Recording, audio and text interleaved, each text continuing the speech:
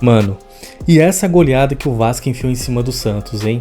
E o pior de tudo foi que o Santos estava jogando em casa, com mais de 50 mil torcedores que viram essa goleada histórica. O Vasco simplesmente fez o menino Ney sair chorando em campo. O Neymar, que jogou com o Messi no Barça, fez vários jogos na seleção brasileira, simplesmente teve um dia péssimo, graças à tropa do Coutinho.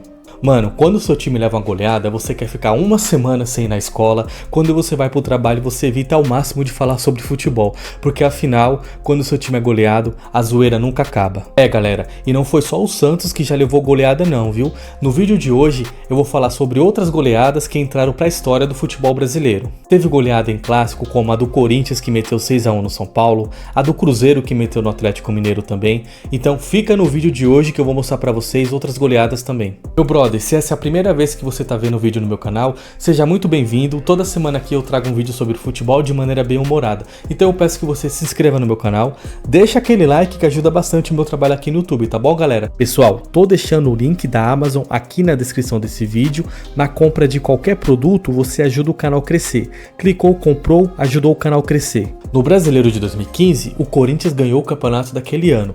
E faltando somente 2 rodadas para acabar o campeonato, o Corinthians com o time misto recebeu o São Paulo na sua casa e aplicou simplesmente 6-1, uma puta goleada histórica.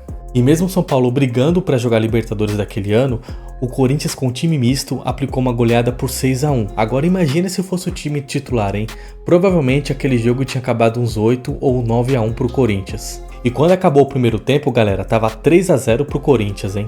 Nos 26 do primeiro tempo, o Bruno Henrique fez o primeiro gol. Nos 28 do primeiro tempo, o Lionel Romero faz 2-0. E nos 45, o Edu Dracena, que naquela época era calvo, fez 3-0. Nos 15 do segundo tempo, depois desse tic-tac, os caras fizeram 4-0 no São Paulo. O Lionel Romero, nos 18 do segundo tempo, fez 5-0 pro Corinthians. O São Paulo ainda descontou com o Carlinhos fazendo 6-1. E nesse pênalti, nos 30 do segundo tempo, o Corinthians fez 6-1.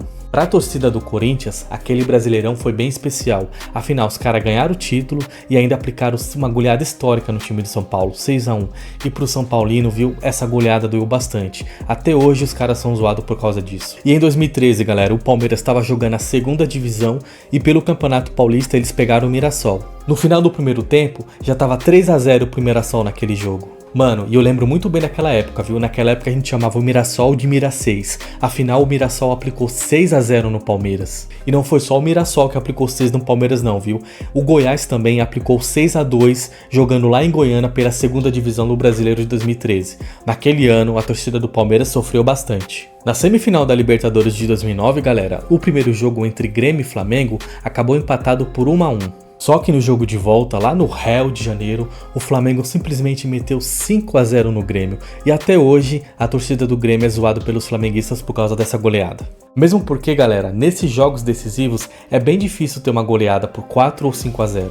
No Brasileiro de 2011, galera, o Cruzeiro estava com grande chance de cair para a segunda divisão. E naquele Brasileiro, os últimos jogos eram sempre clássicos. Então jogava, por exemplo, São Paulo e Corinthians, Cruzeiro e Atlético, Flamengo e Vasco. E eu achava isso bem legal, que movimentava bastante as últimas rodadas do Campeonato Brasileiro. E nesse jogo, galera, o Cruzeiro tinha que ganhar de qualquer jeito, porque se ele perdesse ou se ele empatasse, ele ia ser rebaixado para a segunda divisão. E os torcedores do Atlético, galera, estavam muito empolgados com esse jogo. Afinal de contas, se o Atlético ganhasse, o Cruzeiro ia ser rebaixado. Imagina você poder jogar contra o seu rival, ganhar o jogo e ainda rebaixar eles para outra divisão. É muito da hora, é melhor que título dependendo da situação. É, galera, mas aquele jogo foi bem diferente, viu? O Cruzeiro entrou naquela partida como se fosse uma final de Copa do Mundo e simplesmente aplicou uma goleada por 6-1 em cima do Atlético Mineiro. O primeiro tempo acabou, galera, e já tava 4-0 pro Cruzeiro, hein? Essa vitória garantiu o Cruzeiro na Série A e foi a maior goleada em cima do Atlético Mineiro. E até hoje, galera, a torcida do Cruzeiro zoa demais o Atlético Mineiro por causa dessa goleada. Afinal, o Atlético entrou para rebaixar o Cruzeiro e saiu goleado por 6-1. Mano, outra goleada que o Santos levou foi em 2023. Os caras foram jogar contra o Internacional e simplesmente perderam por 7-1. Não foi à toa que o Santos foi rebaixado naquele ano. Essa vitória do Inter, galera, fez o Inter se afastar bastante da zona de rebaixamento. Já o Santos se afundou tanto que acabou sendo rebaixado. E pra piorar ainda, o Marinho fez o gol que rebaixou o Santos naquele ano de 2023. Mas agora, meu amigo, eu quero saber a sua opinião. Qual goleada faltou eu colocar aqui nesse vídeo? Comenta aqui embaixo, comenta aqui que eu quero saber a sua opinião. Galera, dá uma olhada nesses dois vídeos aqui e até um próximo vídeo, pessoal. Curte, compartilha, se inscreva no canal e um abraço.